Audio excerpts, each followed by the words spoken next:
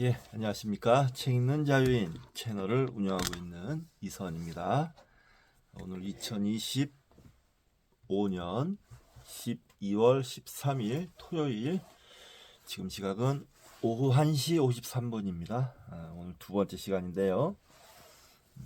첫 번째 시간 끝나고 밥 먹고 좀 쉬었다가 자리에 앉았습니다. 많이 쉬었네요. 실은 맞고 막고를 정말 오랜만에 한번 깔아서 해봤습니다. 역시 막고는 한번 깔면 시간 가는 줄 모르고 하게 돼요. 제가 예전에 그래서 악마의 게임이라고 이름을 붙이기도 했는데, 뭐 그냥 여유도 오늘 토요일 여유도 있고 해서 한번 해봤는데 재미는 있었는데, 뭐 근데 계속 할 건 못 돼요. 이번 시간 기독교 성서의 이해 이제 9장 들어가는데요. 9장, 10장 이렇게까지 하고 그 다음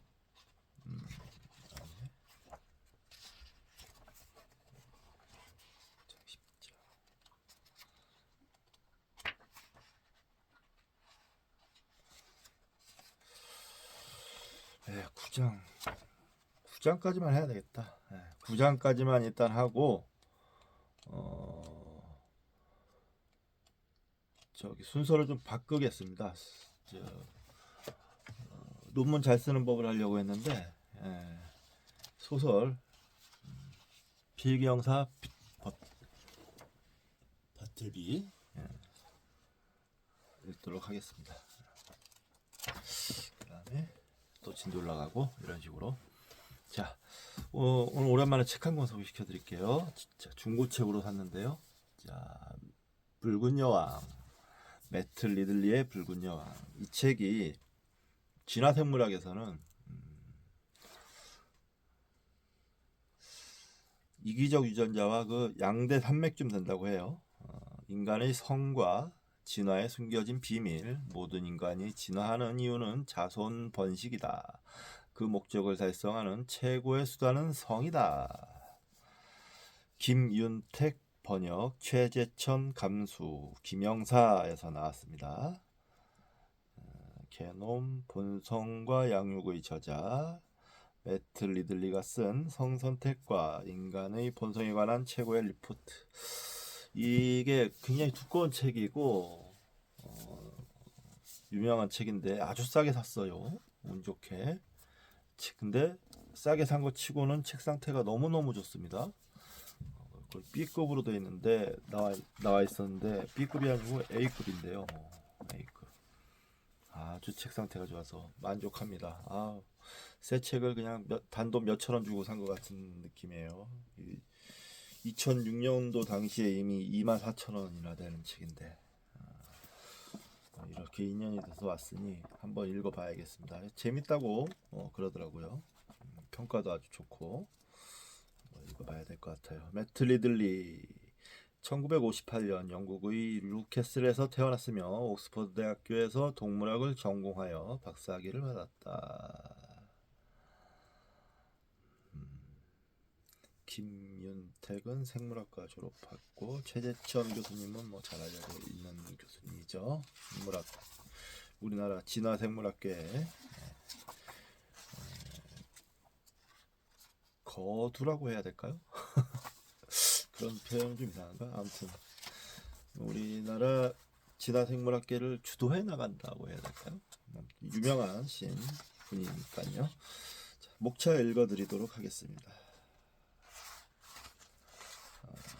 차를 좀 세세하게 읽어볼까요? 추천사 서문, 역자 서문 1. 인간의 본성, 본성과 교육, 사회 속의 개인, 왜라고 묻는 것, 갈등과 협동, 선택하기.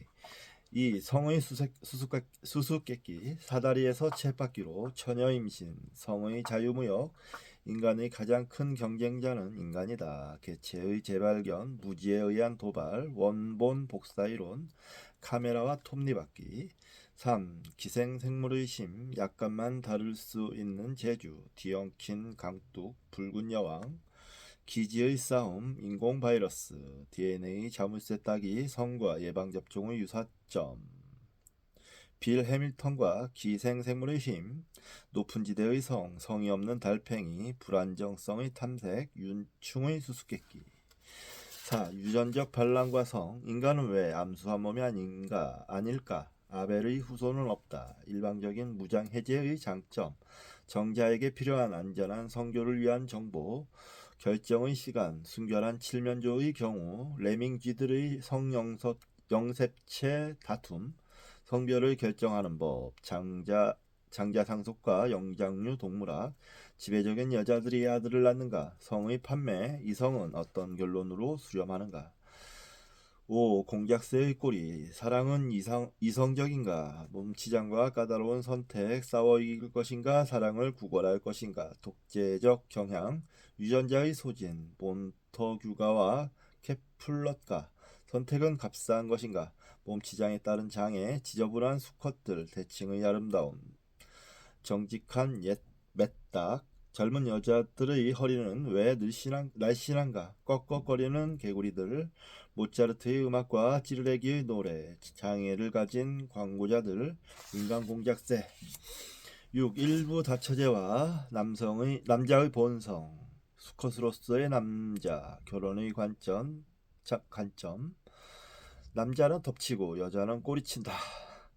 여권 신장주의와 지느러미 발 도요새, 동성애적 난교의 의미, 하렘과 재산, 왜 성을 독점하려 하는가, 수렵인인가 채집인인가, 돈과 섹스, 성적 활동이 강했던 황제들, 폭력의 대가, 일부 일처적 민주주의. 7. 일부 일처제와 여자의 본성, 결혼에 대한 강박관념, 헤롯 효과, 새들의 사생아, 보바리 부인과 암컷 제비, 의처증, 왜 리듬 조절법이 성공하지 못하는가, 참새의 결투, 녹색 눈의 괴물, 질투, 품격 있는 사랑, 진화론적 역사. 8. 마음과 성, 평등인가 동일인가, 남자 그리고 지도 읽기, 본성과 대립하지 않는 교육, 호르몬과 뇌, 설탕과 향료, 성차별과 키부츠 생활, 여권신장주의와 결정론, 남성 동성애의 원인, 부유한 남자는 왜 미인과 결혼하는가, 까다로운 남자들, 인종차별주의자와 성차별주의. 9. 아름다움의 쓰임새, 보편적 아름다움, 프로이트와 금친상간의 금기, 늙은 되새에게 새로운 기술 가르치기, 깡마른 여자들, 사회적 지위에 대한 의식, 왜 허리둘레가 문제인가, 젊음이 곧 아름다움인가, 천척의 배를 진수시킨 각선미, 개성, 패션 사업, 어리석은 성적 완벽주의. 10. 지능적인 체스게임, 성공한 유인원, 학습의 진화, 교육이 반드시 본성과 반대되는 것은 아니다. 마음의 프로그램, 도구 제작자의 신화, 아기 유인원, 소문의 지배력, 재치와 성적 매력, 젊음에 대한 집착, 막다른 골목, 에필로그, 스스로 길들여진 원숭이. 목차를 읽어보니까요, 제가 이쪽 그 진화생물학에 관심이 꽤 있었어서 20대 때부터 맞나? 20대 때부터 몇 권 책을 읽었어요, 꽤. 저 이 제목을 쭉 소제목들까지 쭉 목차를 읽어보니까 기본 다지기에 진화생물학의 기본 다지기에 괜찮은 책인 것 같네요.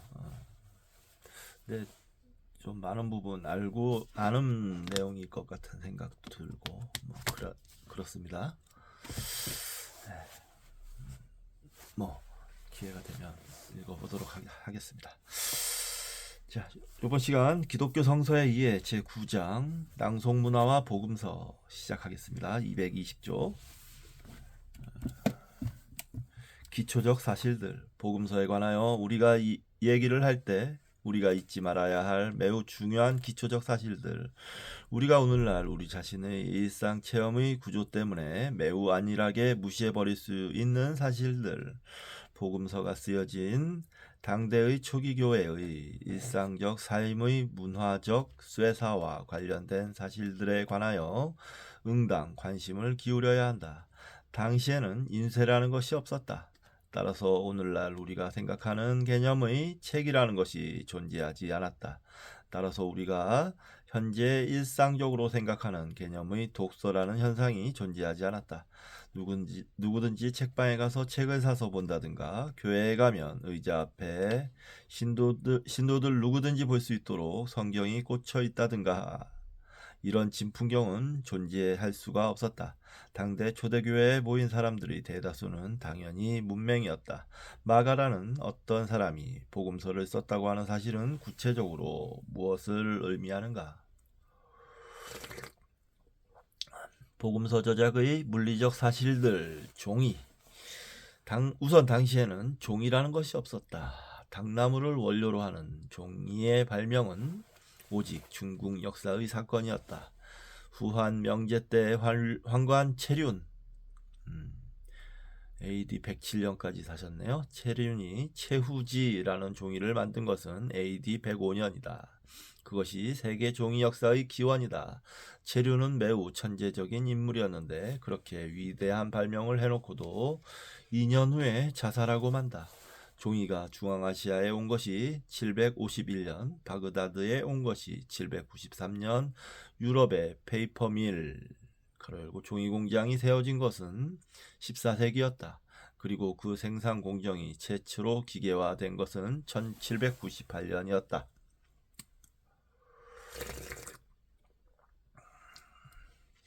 양피지와 파피루스.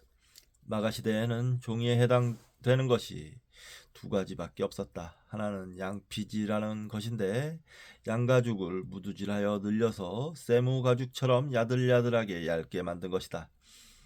양가죽만 쓰는 것은 아니고 염소나 소가죽도 쓸 수 있다. 소가죽은 길게 만들 수 있는 장점이 있다. 그리고 새끼 가죽일수록 고급품이 나오는데 그것을 벨룸이라고 한다. 이 양피지는 우리나라 족자처럼 양쪽에 나무를 껴서 두루루 만다. 따라서 한 면에만 쓴다.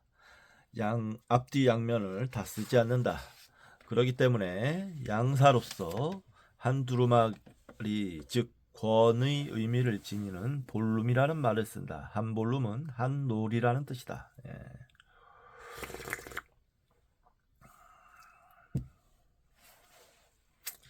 그리고 양피지 이외로는 파피루스라는 소재가 있다. 이것은 나일강 델타 지역에서 잘 자라는 키페루스 파피루스라는 4.6m가량의 높이까지 자라는 풀의 줄기를 스트립으로 쪼개서 합하여 눌러 말려서 얇고 부드러운 표면을 형성시키는데 이것은 양피지처럼 두루루 말 수가 없다. 그래서 오늘날 우리가 알고 있는 책 모양으로 바인딩 하는데 그것을 고우텍스라고 한다. 이 코우텍스는 양피지와는 달리 앞뒷면을 다 쓸 수 있고 꼭 요즘 성경책처럼 껍데기는 가죽으로 포장해서 싼다. 오늘날 성경의 모습이 아주 옛 모습의 심층 구조를 보존하고 있다.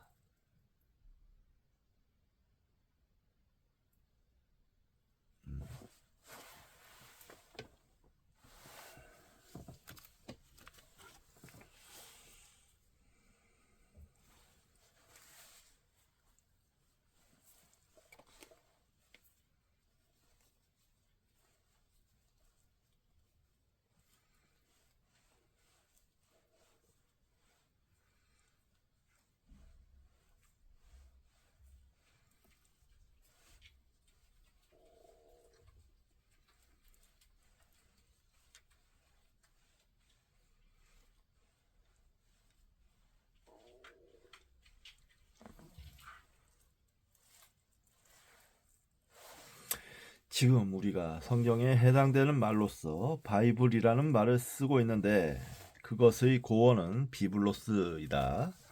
그런데 이 비블로스는 단순히 파피루스의 순화된 발음일 뿐이다. 비블로스는 파피루스를 수출한 페니키아의 도시 이름이기도 하다.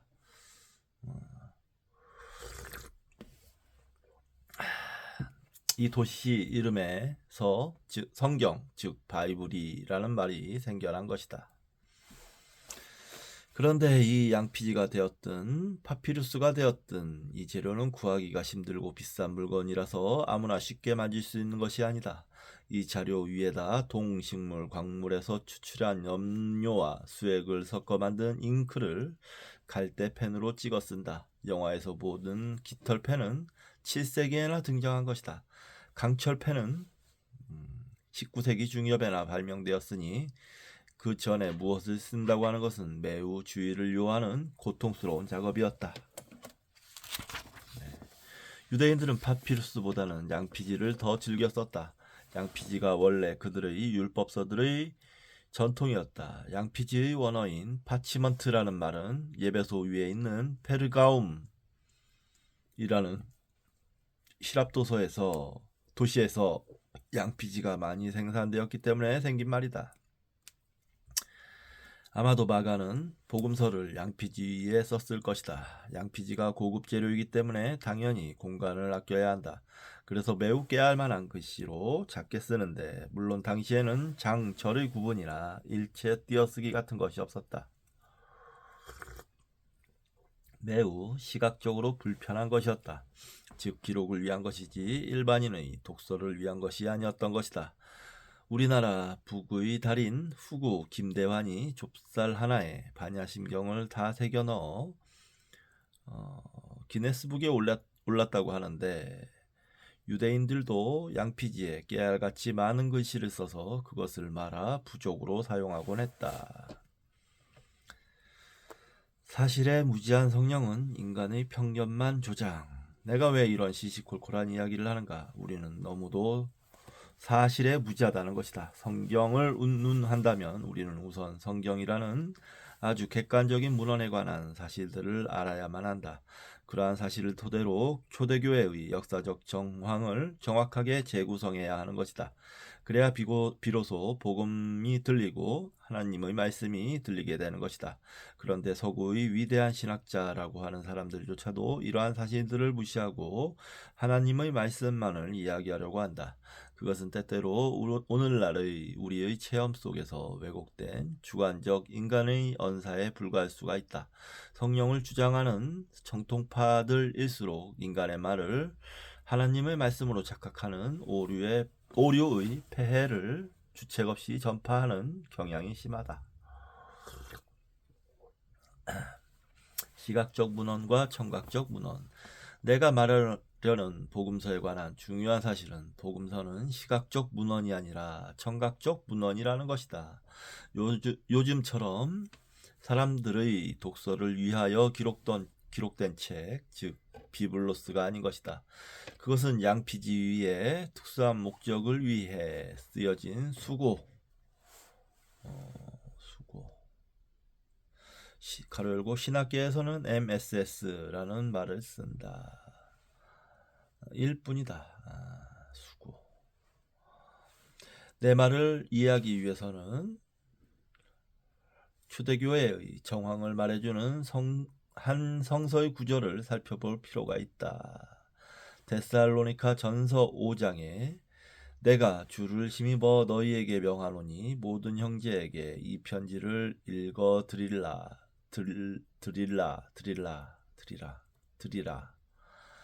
우리 주 예수 그리스도의 은혜가 너희에게 있을지어다. 데살로니가 전서. 편지의 실제 정황, 바울이 데살로니카의 교우들에게 편지를 보냈다는 것은 그냥 편지 하나를 보냈다는 사건을 의미하는 것이 아니다. 그 편지는 보통의 교우들은 읽을 능력이 없다. 그 편지를 가지고 가는 사람이 반드시 교회의 회중들이 모여있는 공적 자리에서 모든 사람들이 들을 수 있도록 크게 읽는 것이다. 이 낭독은 초대교회의 가장 보편적 문화였다. 이 편지의 경우에는 이 편지를 가지고 가는 사람이 읽을 능력이 없었기 때문에 특별히 읽는 사람을 구해서 읽어드리게 하라는 부탁을 첨가한 것이다. 이 편지를 낭송하여 모든 사람들에게 들리게 하라라는 부탁을 자기의 말로 하는 것이 아니라 주 예수 그리스도를 힘입어 너희에게 명한다고 강한 어조로 말하고 있다. 그리하여 주 예수 그리스도의 은혜가 너희에게 있을지어다라는 것이다.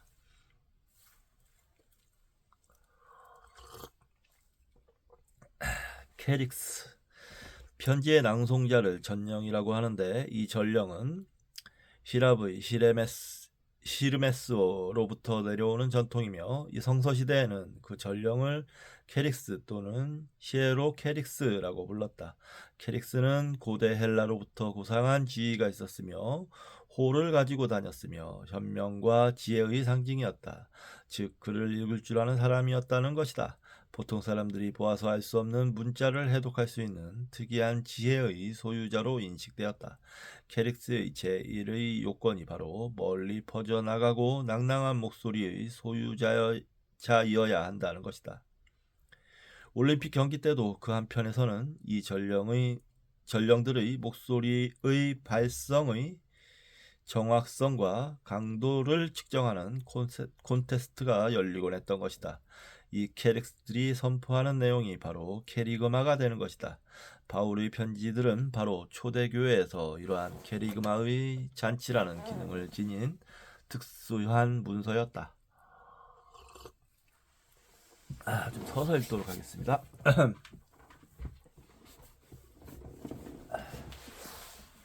아빠 책 좀 읽을게 정견아.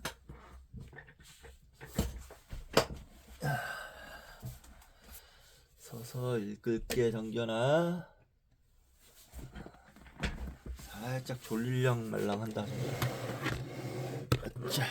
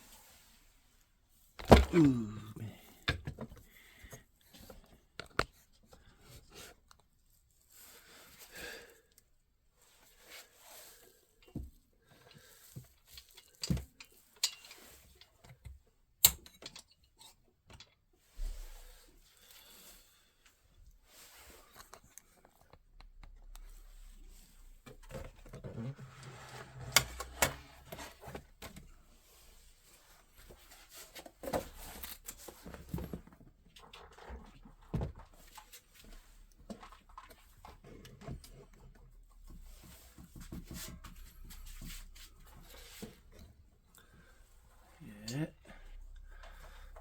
됐습니다.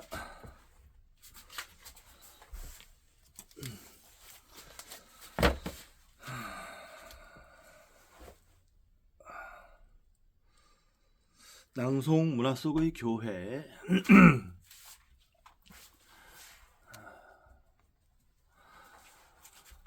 교회라는 곳이 도대체 무엇이었을까? 초대교회에 가장 중요했던 것은 이러한 낭송 문화였다. 예수의 말씀이라고 전승되어 온 파편이나 다양한 목격담 그리고 사도들의 편지가 캐릭스에 의하여 낭송되는 것이 그들의 예배였다. 낭송 문화는 반드시 운이 들어가고 인토네이션의 리듬이 들어가고 때로는 노래가 삽입되기도 한다. 그것은 거의 우리나라의 판소리라는 장르와 매우 유사한 것이다. 캐릭스는 우리나라 소리꾼에 해당된다고 보면 된다.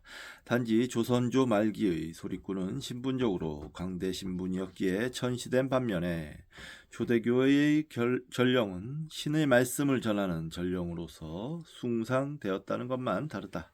전령들의 낭송이 끝나면 성찬이 베풀어진다. 즉 빵을 먹고 술을 마시는 것이다. 성찬이라는 것도 요즘처럼 쬐끔쬐끔 상징적으로 먹는 것이 아니고 실제로 먹고 마시는 것이다. 끼니를 때우는 것이다. 예수에게는 금욕주의라는 것이 없었다. 예수는 잘 먹고 잘 마신 사람이었다. 안식일에도 쉬지 않고 병든 자를 고치는 일을 하고 자유롭게 행동하여 회당장의 분노를 사는 그런 사람이었다.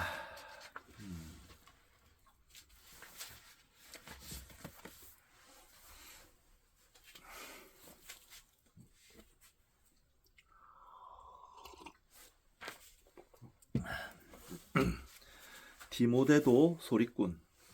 바로 이러한 음악성 있는 메시지와 음식 문화와 풍요로움과 자유로움 때문에 초기 교회에는 사람이 몰려들었던 것이다. 그것은 매우 새로운 문화였다. 디모데라는 사람도 1차적으로 사도 바울에게 있어서 이러한 전령, 즉 소리꾼의 역할을 했던 인물이었다. 디모데 전서에는 그러한 디모데의 역할이 명시되어 있다. 내가 이를 때까지 읽는 것과 권하는 것과 가르치는 것에 창념하라. 디모데전서 4장 13절. 여기서 읽는 것은 영어로 The Public Reading of Scripture이다. 즉 경서를 대중 앞에서 읽음을 뜻한다. 창념하라 라는 뜻은 그 일에 전념하여 종사한다는 뜻이다. 거의 낭송 역할이 전문직이었던 것이다. 여기서 경서도 구약의 경전인지 복음서의 원형이 되는 그 무엇인지는 알 길이 없다. 판소리와 복음서. 판소리 사설은 그냥 사설로만 읽으면 매우 현학적이고 어렵고 지루하다. 그러나 그것을 발림이나 안일이 그리고 북반주를 수반하는 소리꾼의 창 이야기로 들을 때는 무슨 이야기인지 세부적인 것까지는 다 모른다 해도 대충 재미있게 알아듣는다. 춘향전이나 심청전의 사설을 뜯어보면 매우 현학적인 한문투가 많다.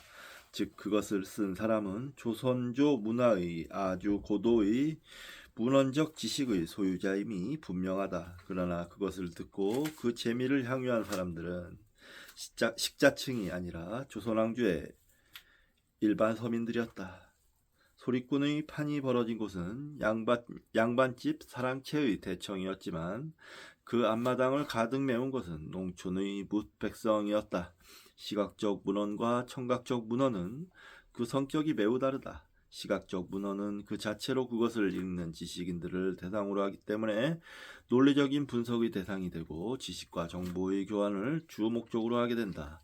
그러나 청각적 문헌은 시각보다는 청각을 우선으로 하기 때문에 의식의 흐름의 시간성을 중시하는 많은 장치가 생겨나게 되고 또 논리적인 것보다는 느낌이나 상상력 그리고 재미 그리고 의미의 청각적 유발을 보다 주안점으로 담게 된다.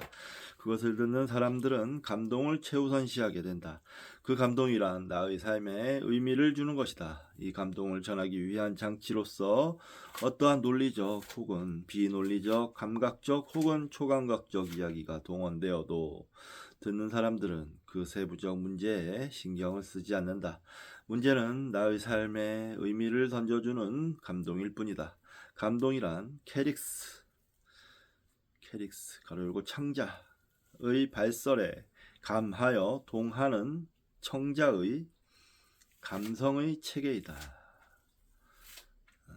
별주부전에서 자라가 토끼를 꿰어서 용궁으로 데리고 내려갈 때 무트의 생명이 어떻게 물속으로 들어갈까? 숨이 차서 금방 죽지 않을까? 이런 고민을 하는 사람은 거의 없다. 심청전에서도 심청이는 분명히 임당수에 빠져 죽었는데 어떻게 용궁에 가서 엄마를 만났으며 또 연꽃을 타고 부활했을까? 그리고 아름다운 대궐에서 살게 되었을까?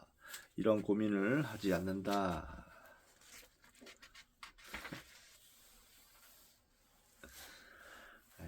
딴 얘기를 참 길게 이렇게 하고 계시는데요. 뭐 다 설명을 하기 위한 거니까.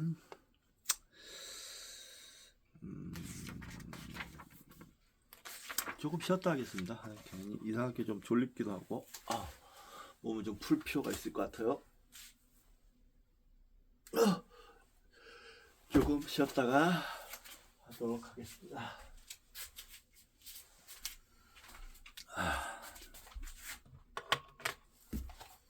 정결아.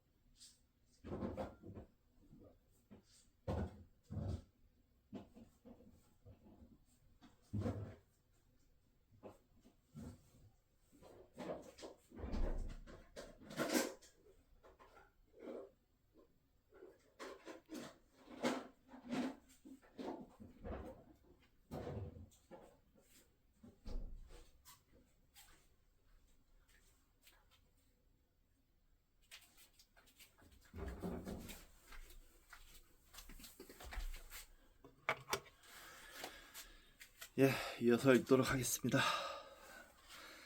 심청의 십자가.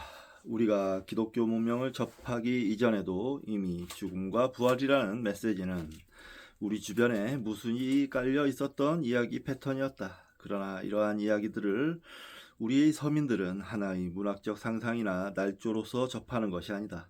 그것은 리얼한 사실이다. 심청이는 정말 아버지의 눈을 뜨게 하기 위하여 남들이 하기 어려운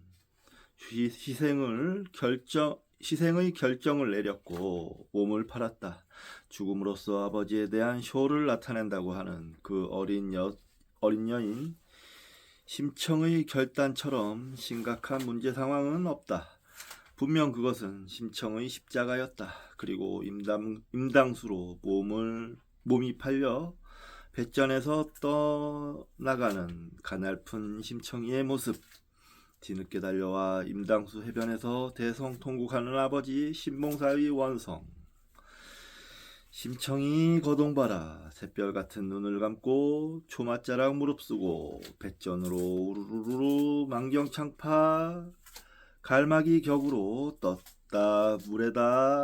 물에가 풍.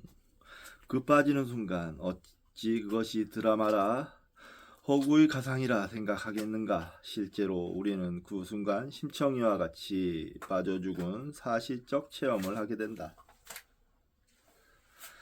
빠져 논니 향화는 풍량을 쫓고 명월은 해문에 잠겼도다. 영자도 울고 사공도 울고 격군 화장이 모두 운다.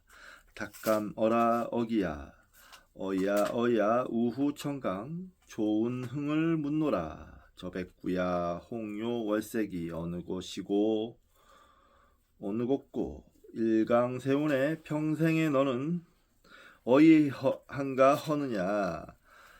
범피청파 높이 떠서 도용도용 떠나간다. 김소희 선생의 청아한 진양의 목소리가 너무도 구슬프게 울려 퍼질 때 나 어린 도울은 매번 울고 또 울었던 기억이 난다. 물론 뻔히 아는 이야기일지라도 심청의 죽음은 나 어린 도울의 통곡을 자아내는 역사적 사실이었다. 그렇게 믿는 자에게 그만큼 감동은 크다. 그리고 그녀가 연못에서 부활했을 때 그리고 가까스로 아버지를 만나는 순간 그 얼마나 기뻤던가. 이것이 기쁜 소식이 아니고 무엇인가. 이것이 유앙겔리온이 아니고 무엇이란 말인가. 전통적으로 헬라 세계에서 유앙겔리온이란 단어가 가장 극적으로 보편적으로 쓰인 곳은 전승의 소식 장면이었다. 마라톤 전투의 승전보를 가지고 26마일을 달려온 아테네의 용사 페이디피데스의 마지막 외침이 곧 유앙겔리온이었다. 예루살렘 도성이 다 파괴되고 모든 신념과 자존이 파괴된 참담한 심령들에게 전하는 하나님의 승리를 알리는 승전보가 곧 가스펠이었다. 마가복음은 낭송된 것이다. 마가복음은 그것이 독서용의 문헌이 아니라 초대교회에 던진 판소리의 사설과도 같은 것이다. 마가복음은 캐릭스에 의하여 대중들에게 낭송되었던 것이다. 하나님의 아들 예수 그리스도의 복음의 시작이라로 시작되어 선지자 이사야의 그래 보라 내가 내 사자를 내 앞에 보내노니 저가 내 길을 예비하리라. 광야에 외치는 자의 소리가 있어 가로되 너희는 주의 길을 예비하라. 그의 첩경을 평탄케 하라. 기록된 것과 같이로 이어지는데 아마도 구약의 인용구는 노래 챈팅으로 낭독되었을 것이다. 그리고 마지막에 여자들이 심히 놀라 떨며 나와 무덤에서 도망하고 무서워하며 하여 아무에게 아무 말도 하지 못하더라로 끝났을 때 아마도 이 복음 판소리가 준 감동은 상상을 초월했을 것이다. 그 이전의 어떠한 단편적 캐리그마도 노릴 수 없었던 장대한 캐리그마의 감동이 초대교회 장막 안에 울려 퍼졌을 것이다. 요한 세바스티안 바하의 장엄한 마태 순환곡 가로 열고 1729년 초연 가로 닫고 보다 몇천 배 더 짙은 감동으로 초대 교회 사람들의 심령을 울렸을 것이다. 마가복음이 낭독된 것이라는 사실은 마가복음 자체의 기록으로도 입증된다. 마가복음 13장 14절에 보면 괄호 속에 재미있는 구문이 하나 삽입되어 있다. 인용입니다. 멸망의 가증한 것이 서지 못할 곳에 선 것을 보거든. 가로 열고 읽는 자는 깨달을진저 가로 닫고 그때 유대에 있는 자들은 산으로 도망할지어다. 마가복음 낭송에 대한 마가복음 자체의 증거. 어리석은 대부분의 주석가들이 여기 읽는 자의 뜻을 깨닫지 못하고 현재 복음서를 읽고 있는 우리들을 향한 말인 것처럼 해석하고 있다. 여기서 읽는 자는 이 복음서를 대중에게 낭송하고 있는 낭독자이다. 이것은 마치 악보의 연주자들에게 템포나 분위기를 지시하기 위하여 나르고 가로 열고 느리고 폭넓게 알레그로 가로 열고 빠르고 유쾌하게 아모로소 사랑스럽게 델리카토 섬세하게 에로이코 영웅적으로 돌체 부드럽고 아름답게 니 하고 써놓는 것과 비슷한 사인이며 낭독되는 부분이 아니다. 아마도 이런 삽입구가 많이 있었을 것인데 이 부분에만 우연히 그 잔재가 남아있는 것이다. 낭송문학 요한계시록 판타지야. 복음서를 이야기하지 않아도 현 성서의 제일 끝머리의 요한계시록이라는 문헌이 붙어있는데 이 문헌이야말로 낭송문학의 극단적 형태를 과시하고 있다. 계시문학은 초기 기독교인들의 발명이 아니고 그것은 유대인들에게 배어있는 대중문학 장르였다. 이 묵시문학은 기원전 2세기 초에서 기원 후 2세기 초까지 유대인 사회에서 매우 유행하던 문학 장르였다. 그것은 하나님의 비밀을 드러내는 것이며 인간이 범접할 수 없는 초시간적, 초월적 세계의 체험을 인간의 언어로 드러내는 것이다. 따라서 꿈이나 천사나 환상을 통하여 드러난다. 그 주제는 메시아적 대망이며 이 세계의 종말이며 새로운 세계의 시작이다. 종례적 예언자의 예언은 하나님의 의지를 이 현실 역사의 지평 위에서 펼치지만 계시자의 묵시는 역사를 초월한 초자연적 지평 위에 펼친다. 그런데 이런 묵시 문학은 매우 판타스틱하고 황홀하며 듣는 이들을 도취시키고 공포나 협박이나 환희를 매우 극적으로 표출시키기 때문에 대중에게 인기가 있을 수밖에 없었다. 다니엘서, 에녹 1서, 에녹 2서, 에스드라 2서, 바룩 2서, 바룩 3서 등등 수많은 묵시 문학 작품이 간약 시대에 등장했다.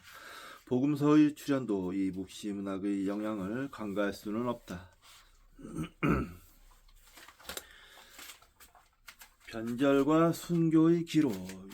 요한계시록은 소아시아 지역에 있는 크리스찬들이 로마 관리들에 의해 박해를 받던 2세기 초에 쓰여진 작품으로 황제 예배냐, 하나님 예배냐, 제국의 충성이냐, 기독교의 충성이냐, 그 변절과 순교의 기로에 놓여있는 절박한 크리스찬들을 향해 발한 묵시문학의 한 전형이다.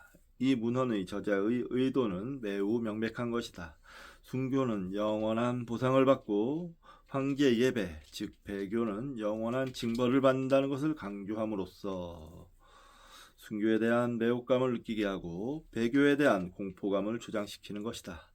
이 낭송을 듣는 사람들로 하여금 황제 예배를 하여 그리스도와 전능하신 하나님께 불충한 반역자가 되기보다는 차라리 순교의 죽음을 달게 받겠다고 결단하도록 종용케 하는 도치의 목적이 있는 것이다. 그것은 공포의 판타지아다. 그런데 요한계시록 첫머리를 보라.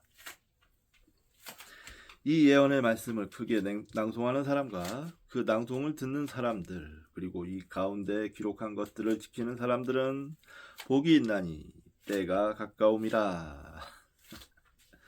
매우 명백하게 초대교회의 낭송 문화를 암시하는 구절이다. 산조의 전승 양식과 복음의 전승 양식. 가야금 산조는 한말에 전라도 영암 사람 김창조 1856년에서 1919년까지 라는 무속의 달인이 판소리에 내재하는 가락을 압축시켜 절대음악의 장르인 순수 기악곡으로 재창조해낸 우리 민족 예술의 걸작 중의 걸작이다. 그 장르가 하도 새롭고 하도 충격적이라서 듣는 사람들이 귀에 잘 들어오지 않는 흐트러진 가락이라 하여 산조라 속칭하였던 것이다.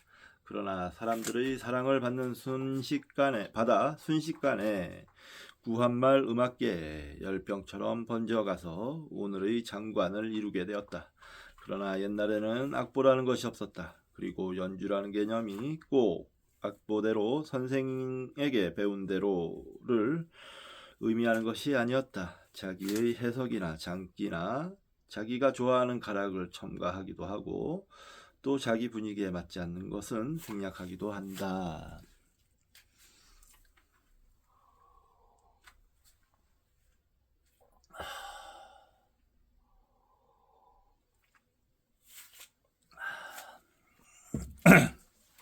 김창조는 다스름가락, 진양, 중머리, 중중머리, 자진머리의 기본 틀을 만들었으나 후대의 산조 계승자들은 엇준중머리, 휘중중머리, 엄머리, 굿머리, 쉬머리, 단머리, 늙은 중머리, 그리고 다양한 형태의 중머리 등 여러가지 단점들을 첨가하였다.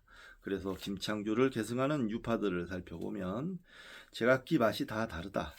김주파의 정갈한 맛, 함동정월의 그윽한 맛, 성금연의 화려한 맛, 강태홍의 가냘픈 맛, 심상건의 단조로운 맛, 정남희의 구성진 맛이 모두 제각기 다르다. 그리고 그 구성을 잘 살펴보면 그 다음 전승의 가닥을 잡을 수가 있다. 같은 판소리라도 송만갑의 소리가 다르고 이동백의 소리가 다르고 장판계의 소리가 다르고 임방울의 소리가 다르다. 동편제, 서편제, 중고제의 전승이 다른 것이다. 빅히트 마가복음은 빅히트였다. 그 감동은 여기저기 교회마다 소문으로 퍼져나갔고 낭송자는 유랑극단처럼 여기저기로 순회 공연을 다녔다. 반주자도 없는 1인 공연이니 간편하게 다녔을 것이고 가는 곳마다 한 번에 다 읽을 것 같지는 않고 아마도 연속극처럼 몇 회에 나누어 낭송되었을 가능성이 높다.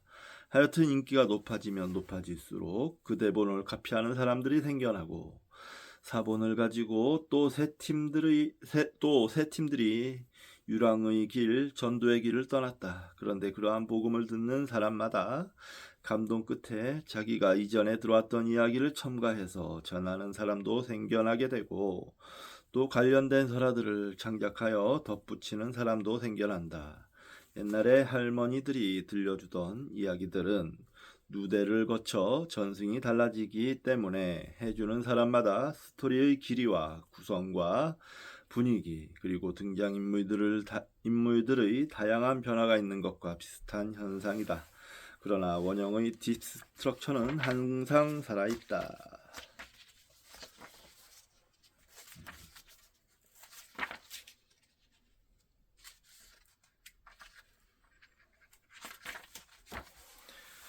유앙겔리온의 전성시대 70년에서 100년 사이에는 유앙겔리온의 전성시대였다. 그리고 복음과 동시에 기독교가 놀랍게 팽창했다. 그래서 복음에도 서편제와 동편제가 생겨나게 된다. 이 시기에 쓰여진 복음서는 우리가 생각하는 것보다는 매우 많다. 다양한 복음서의 전승이 있었지만 초대교회의 전통주의는 마가복음이라는 최초의 복음서를 원자료로서 승계하지 않는 새로운 스타일의 일의 복음서는 받아들이지를 않았다. 그만큼 마가는 역사적 예수의 사역에 충실했다. 마가는 예수의 사역의 중심을 예루살렘이 아닌 갈릴리에 두었다. 그리고 예수를 항상 갈릴리의 민중 속에서 그렸다. 그가 그린 민중은 라오스가 아닌 오클로스였다.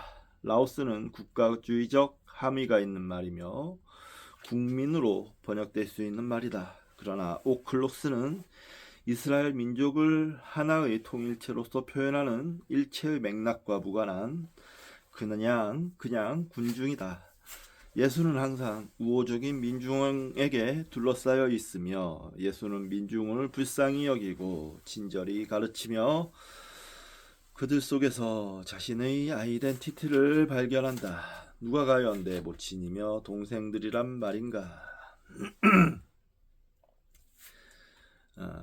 여기 인용입니다. 둘러앉은 자들을 둘러보시며 가라사대 바로 여기 앉아있는 이들이 내 모친이요 내 동생들이로다.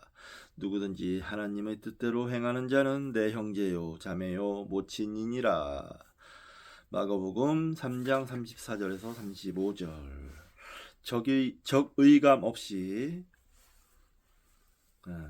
그를 이해하고 따라주는 무명의 군중이야말로 그의 혈육이요 동포였던 것이다.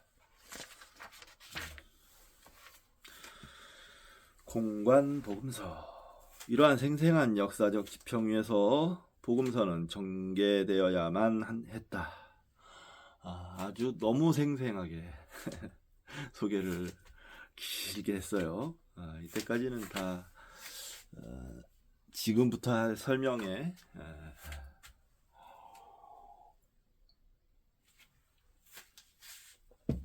서막에 불과합니다. 자, 지금부터 하는 얘기가 좀 중요합니다. 따라서 마가복음의 기본적 관점을 공유하는 복음서를 공관복음서라고 부르는데 마태와 누가가 바로 이 공관복음서의 대표적 작품이다. 그러니까 마태와 누가는 마가를 책상 앞에 놓아두고 쓴 작품이다. 책으로 말한다면 마태와 누가는 마가의 개정 증보판인 것이다. 그리고 신약학의 거장 다드의 표현.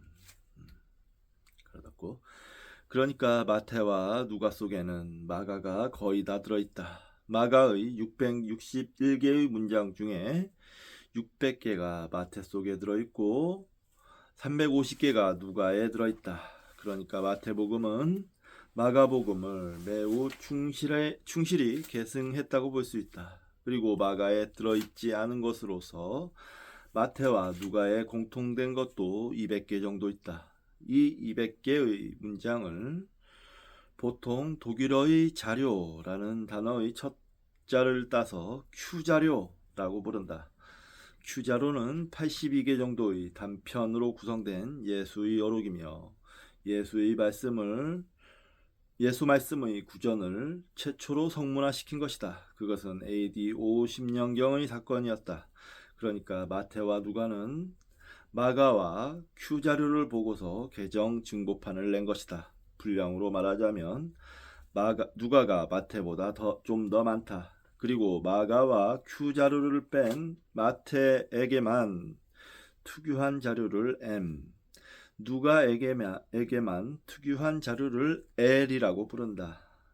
이 이상의 더 복잡한 이야기는 하지 않는 것이 좋겠다. 하여튼 상기의 이유로 마가, 마태, 누가 3복음을 공관복음서라고 부르는 것이다.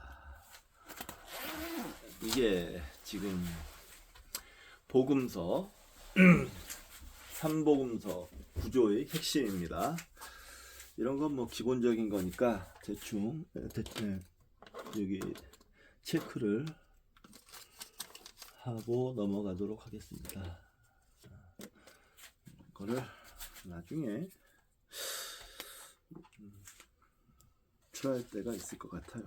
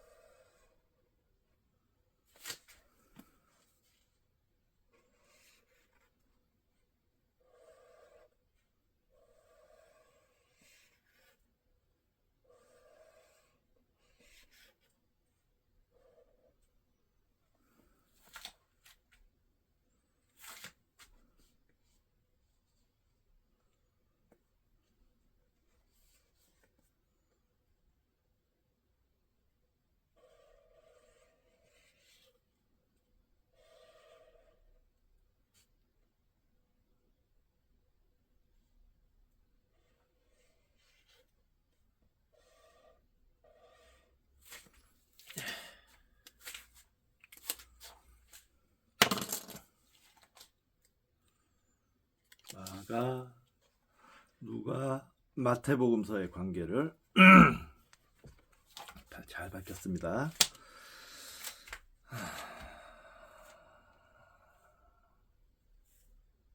나는 오리지널 복음 판소리인 마가복음을 제일 좋아한다. 마가복음이야말로 복음서의 원형이며 예수의 모습을 가장 진실하게 전하는 자료라고 나는 생각한다. 그런데 일반 대중에게는 상대적으로 마가복음은 별 인기가 없었다. 아마 한국에서도 성경을 읽는 사람들은 마가복음보다는 마태나 누가에서 기억하는 이야기들이 더 많을 것이다. 그 유명한 산상수훈도 마태에 나오는 것이다. 그 유명한 탕자의 이야기 그리고 착한 사마리아인 이야기는 누가복음에만 나온다. 그리고 우리가 알고 있는 주 기돔도 마태에서 온 것이다. 그렇죠. 깊은 연관들이 있지만 누가 마태 사이에 깊은 연관들이 있지만 거기에 Q자료, M자료, L자료 이렇게 첨가돼서 각각의 복음서들이 구성되었다라고 얘기하는 겁니다. 마태, 누가가 마가보다 더 마태나 누가가 마가보다 더 인기가 많은 것은 매우 당연한 이유 때문이다. 마태, 누가가 마가보다 더 자상하고 더 뿌듯하고 더 섬세하고 더 완결된 느낌을 주기 때문이다. 그리고 문체를 보더라도 훨씬 더 세련되어 있다. 시라버의 문체로 말한다면 누가의 문장이 가장 세련되고 유려하다. 역시 개정판을 사람들이 선호하는 것이다. 그러나 초판, 원판의 묘미는 개정판이 따라갈 수 없는 그 나름대로의 숭고한 가치가 있다. 마가의 정직성. 마가는 복음서를 곧바로 복음의 선포로 시작한다. 기쁜 소식의 선포는 곧 예수라는 역사적 시존의 공생애로부터 출발한다. 우리에게 중요한 것은 예수의 말씀이다. 예수의 말씀이야말로 복음의 시작이기 때문이다. 따라서 예수가 언제 어디서 어떻게 태어났는지, 어떤 가문의 사람인지, 어떤 성장 과정을 거쳤는지 그러한 문제에 관하여 마가는 관심을 보이지 않는다. 마가의 2차적 관심은 예수의 순환이었기 때문이다. 그리고 예수가 죽은 지 40년이나 지난 후 마가에게 예수의 출생이나 가문에 관한 정보는 수집 불가능한 것이었는지도 모른다.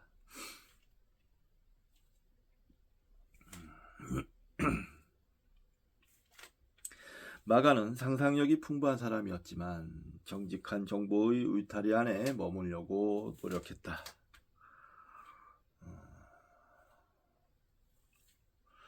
그렇죠. 예수란 인물은 참 미스터리한 인물이에요. 어떤 사람인지에 대한 역사적 정보가 거의 없다시피 하고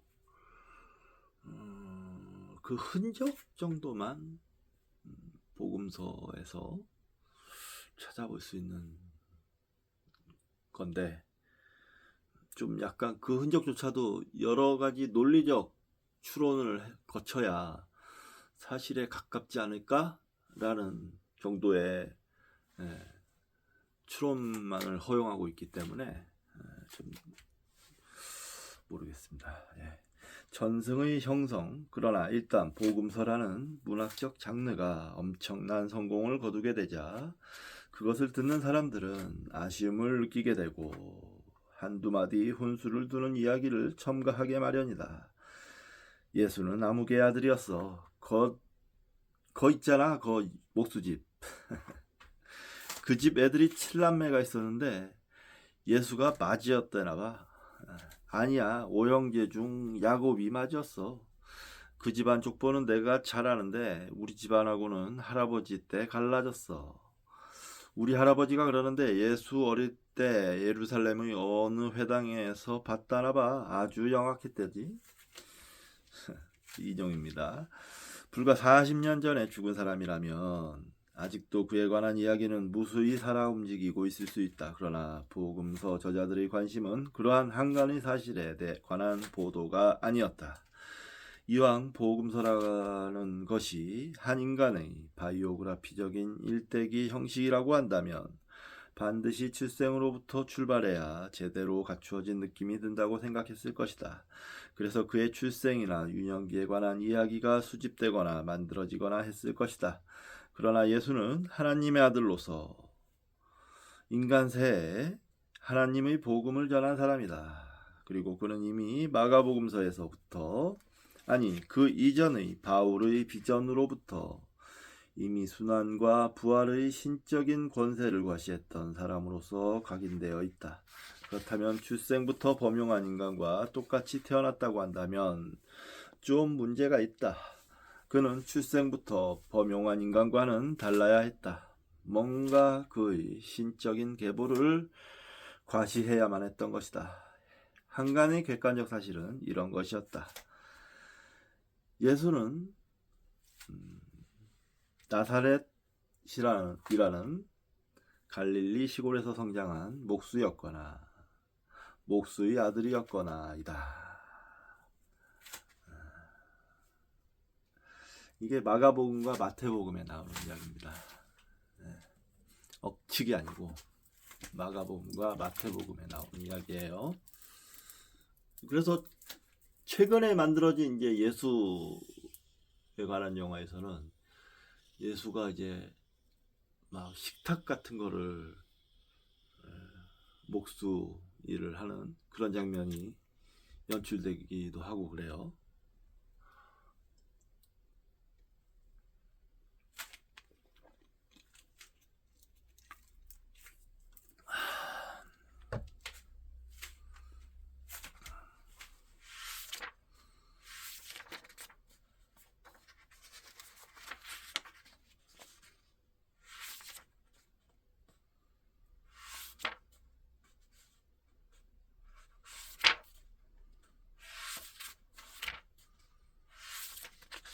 조금 더 읽어야. 공적인 사실과 전승담론의 조화, 이것은 움직일 수 없는 예수의 공생애의 사역과 관련하여 드러난 공적인 사실이었을 것이다. 그런데 이러한 공적인 사실을 하느님적 정지와 조화시키는 것은 결코 쉬운 일이 아니었다. 우리나라 전통사회는 산농공상이라는 계급적 분별이 있었다. 크게는 양반과 상놈의 구분이 있었다. 어느 사회든 전통사회에서는 이러한 구분은 매우 보편적, 심층적 문명의 경향성이었다. 모든 문명은 선긋기를 좋아한다. 이스라엘 사회는 당시 산농공상 대신에 다른 계층적 구조가 있었다. 뭐 이제 나오겠지만 보통 이제 직업으로 계층을 구분을 많이 하죠. 특히 인도 카스트 제도가 대표적인데 카스트 제도에 그 깊이 들어가면 직업별로 아주 세세하게 나눠가지고 계급이 이루어졌다고 져 있다고 그래요. 그러나 생각해보면 우리가 모두 더불어 살아가면서 이 문명을 이루고 발전해 왔는데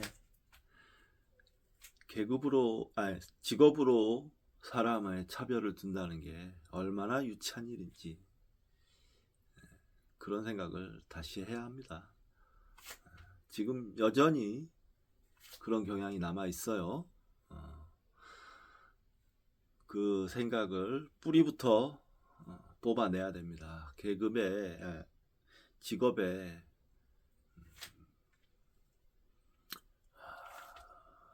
위아래는 없습니다.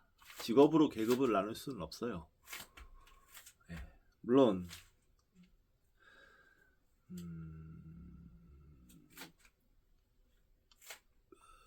각 의미나 파급 효과는 다르죠. 각자 다르긴 한데 저가 계급을 나누는, 하지만 그걸로 인해서 사람의 인품이나 인격을 판단하는 기준으로 저는 삼지 않습니다. 제가 직업으로 인해서 사람을 판단하는 기준은 그 직업이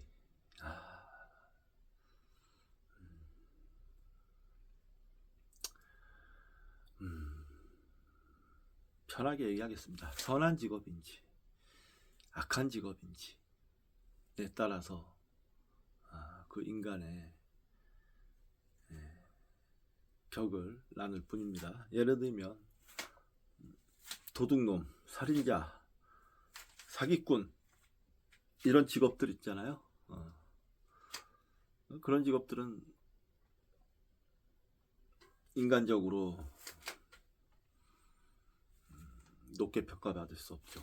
하지만 그 외에 뭐 다른 일반적인 직업들, 버스기사, 택시기사, 화물차기사, 농부, 미장을 하는 사람이라든지 도배를 하는 사람이라든지 바닥을 까는 사람들도 그렇고 아주 수많은 직업들, 남에게 피해 주지 않고 그냥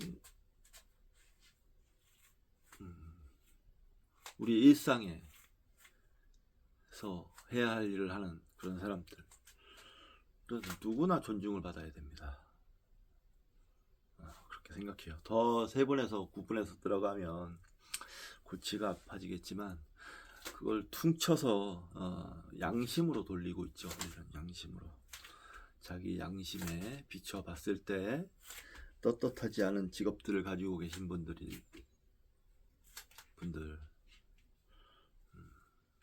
아니 떳떳하느냐 떳떳하지 못하느냐 이런 차이가 있죠.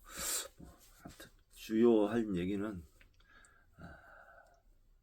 직업이 계급이 될 수는 없다 라는 얘기를 하고 싶습니다. 이스라엘 사회 계층 구조, 최상층에는 극소수의 정치적 지배자들이 있었다. 왕과 총독 그리고 그 주변의 고급 행정관료들이 있었다.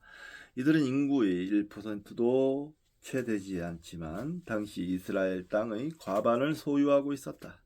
다음이 제사장들이다.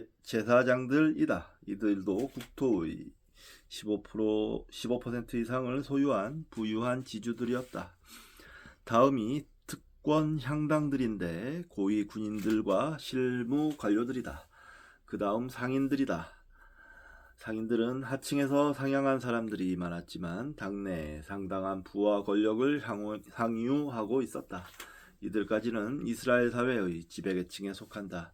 그 아래로 인구의 3분의 2 이상을 차지하는 농민이 있었다. 이들이야말로 종교나 정치에 관련 없이 하루하루 땅을 갈고 생산하여 상층민들을 먹여 살려야 하는 피착취 계급이었다. 한발 수해, 질병, 빚에 쉽게 노출되어 이러한 재난에 희생당하면 그냥 공동 경장민이나 소작인이나 불황민으로 전락해버린다. 예수의 비유에 많이 등장하는 사람들이다. 그 다음이 인구의 5% 정도를 차지하는 공인들이다. 이들은 농민보다도 하층민의 사람들이었다. 왜냐하면 이들은 재산이 없는 최하층민에서 차출되었기 때문이다. 그리고 이 공인들 밑으로 인도의 불가촉 천민과도 같은 천민들이 있었다. 이들은 일정한 거처가 없는 불황민들, 거지들, 법외자들, 불량민, 매춘부, 하루 품삯 노동자들, 노예들이었는데 인구의 10% 이상을 차지했다. 이 방치된 천민들이야말로 이스라엘과 같은 농경사회가 굴러가기 위해서는 절대적으로 필요한 방외인들이었다. 예수를 둘러싼 대부분의 군중들이란 바로 이 천민들이었다. 이들은 일정한 거처가 없었기 때문에 우르르 몰려다닐 수 있다. 예수의 갈릴리 사역에 우르르 같이 몰려다니는 이 군중이야말로 홈리스 천민들이었다. 예수가 작은 생선 2마리와 떡 7조각으로라도 먹일 수밖에 없었던 군중, 그들은 사흘씩이나 굶으면서도 예수를 따라왔고 이제 기진하여 길거리에서 쓰러질 수밖에 없었던 그런 4~5천 명의 군중이었다.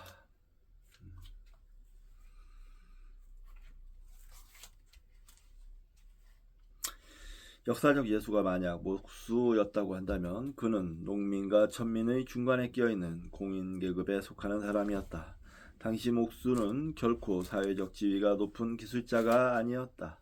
요즘처럼 월급을 많이 수령하는 대접받는 공장 기술자가 아니라 농촌의 음락 한 구석에서 농민들을 대상으로 하는 조선왕조 시대의 장인과도 같은 사람이었다. 이 하층의 예수를 고귀한 하느님의 아들로 선포하기 위해서는 좀 특수한 드라마적 장치가 필요했던 것이다. 네, 이번 시간은 일단 여기까지 하고 잠시 쉬었다가 마저 읽도록 하겠습니다. 9장 낭송문화와 복음서. 네, 다음 시간에 뵙도록 하겠습니다.